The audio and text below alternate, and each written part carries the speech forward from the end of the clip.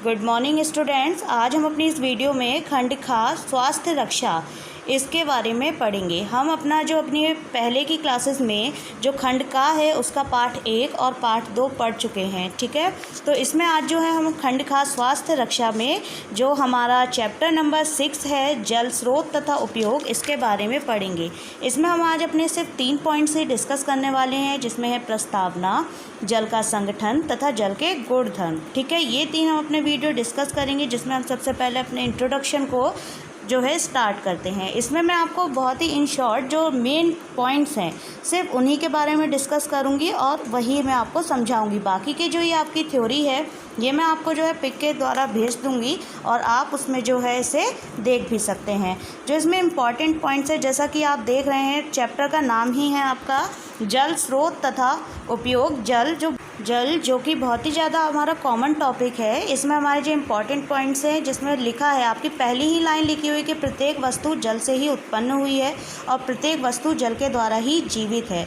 जितने भी जीवधारी हैं उनकी संरचना में जल का एक बड़ा भाग है। मनुष्य की जो स्वयं की बनावट है उसमें भी 70 to 75% जल है। यही नहीं, आपका जो हमारी जो बॉडी में जो पोषक तत्व यानी जो न्यूट्रिएंट्स होते हैं, ऑक्सीजन है, कार्बन डाइऑक्साइड का वाहक होता है जल। इसके अलावा हमारे जो बॉडी के जो मलिन पदार्थ हैं वो हमारे पसीने, मल या मूत्र के जरिए बाहर निकल पाते हैं। और इसी कारण से अगर जल की कमी मनुष्य में हो जाती है तो मनुष्य उसे सहन नहीं कर पाता और जल की कमी से जो है मनुष्य की मृत्यु हो जाती है। वृक्ष में हमारा 40% जल होता है। इसके अलावा जलीय पौधे, उनमें 90% तक जल होता है।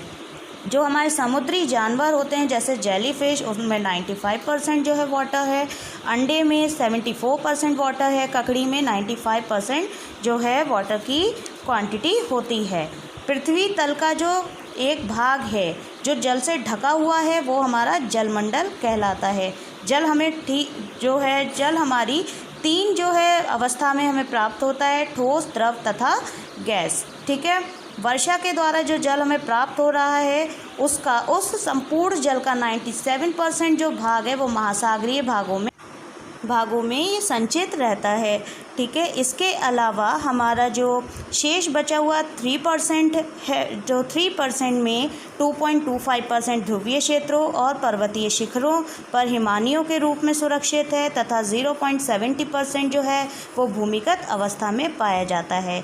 शेष रहे 0.5% जल भंडार का एक ऐसा भंडार है जो मानव के लिए उपयोगी है ही, साथ में जीवधारियों के लिए अनुकूलित होता है। इसके अलावा जो हमारा सुरक्षित जल का 80% जो भाग है वो वाष्पीकरण और वाष्पोत्सर्जन की क्रिया क्षेत्र से प्रभावित होकर वायुमंडल को प्राप्त हो जाता है। इसके बाद हम देखते हैं कि हमारे शरीर के लिए जल की उपयोगिता जो है क्यों है। इसके लिए हमारे पास ये 10 पॉइंट्स दिए गए हैं, जिसे मैं आपको बता रही हूँ। इसमें फर्स्ट पॉइंट है कि शरीर की जो कोशिकाएं यानी जो हमारी सेल्स हैं और इसके अलावा जो कुछ हमारे ऑर्गन हैं उनके निर्माण में जल का योगदान होता है। जल के द्वारा हमारी प्यास शांत होती है।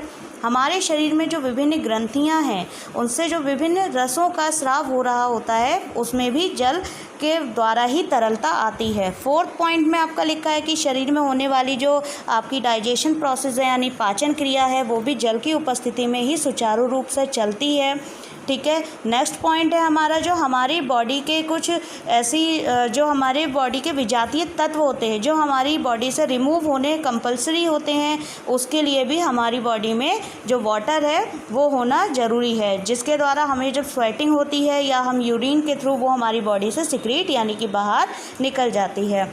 नेक्स्ट पॉइंट है इसमें हमारा जो रक्त का मुख्य अवयव जो वो भी हमारा जल है, क्योंकि हमारा जो रक्त है वो हमारा लिक्विड फॉर्म में होता है और ये लिक्विड फॉर्म हमारी वाटर के थ्रू ही होती है, ठीक है। शरीर के जो टेम्परेचर है उसको भी स्थिर व उचित रखने का जो कार्य है वो भी हमारे जल के द्वारा ही होता है। जल से स्नान करने से हमारा शरीर स्वच्छ व स्वस्थ बना रहता है, शरीर की त्वचा को कोमल व चिकना बनाए रखता है। इसके अलावा जल के सेवन से हमारी सुस्ती, थकान तथा उदासीनता दूर हो जाती है। नेक्स्ट टॉपिक है हमारा जल का संगठन। जल के संगठन में जैसा कि हम जानते हैं कि जल एक यौगिक है जिसका जो एक अणु हाइड्रोजन के 2 परमाणु तथा ऑक्सीजन का 1 परमाणु के मिलने से बना है। इसलिए इसका जो रासायनिक सूत्र है या रासायनिक नाम है इसे हम H2O कहते हैं। ठीक है, ये एक अच्छा विलायक होता है तथा स्थान, वातावरण तथा अनेक क्रिया प्रक्रिया में अनेक पदार्थ इसमें मिल जाते हैं और यह अशुद्ध हो जाता है। नेक्स्ट हमारा टॉपिक है जल के गुणधर्म यानी कि क्वालिटीज़। हम सभी जानते हैं कि जो शुद्ध जल होता है वो रंगहीन, स्वादहीन, गंधहीन होता है। मतलब इसमें किसी भी तरीके का कोई रंग नहीं होता है, किसी भी तरीके का कोई टेस्ट जो है हमारे इसमें टेस्ट नहीं होता है, साथ में इसमें हमारी किसी भी तरीके की स्मेल नहीं आती है। अगर कुछ बाहरी जो है कारक जो होते हैं वो जब इसमें हमारे जल में मिक्स हो जाते हैं तब हमारा जो ये जल है वो हमारा अशुद्ध हो जाता है। ठीक है, यद्यपि इसका जो घनत्व है हमारा आदर्श स्थिति में 4 डिग्री सेल्सियस पर 1.0 ही होता है, पर तापमान कम होने के साथ साथ घनत्व इसमें कम हो जाता है।